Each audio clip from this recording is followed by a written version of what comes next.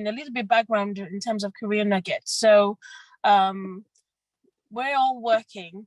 And at the time when we started, a lot of people were in managerial roles, but towards the lower end, not middle management or senior management, and would go forward for senior roles, but always knocked back or even not shortlisted or overlooked.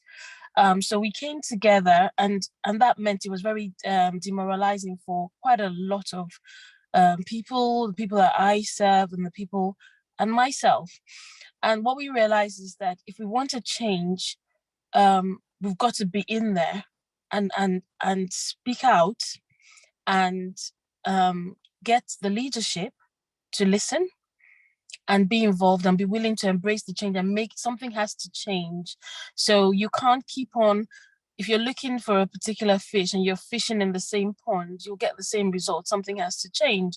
And that's why we pulled ourselves together and found out what can we do to empower ourselves? What do we need to do to be not only included, but being given a seat at the table where decisions are being made? And how do we, so it's a two-edged sword. So we realized that we also needed to broaden our network.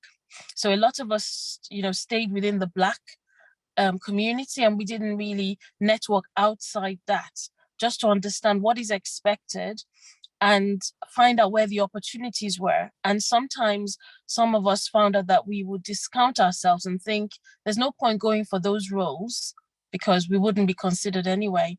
So those sort of things we needed to change. So good leadership for me is a leadership that encourages people to put themselves forward, creates those opportunities, and makes those opportunities available for all. For Black Lives message to continue, leaderships need to be more involved and actively wanting to see the change, not lip service, but putting the right things in place to facilitate opportunities for all. And it's not just for Black people, it's for everyone. The opportunities should not be just put aside for a certain group of people, but everybody should be able to access it.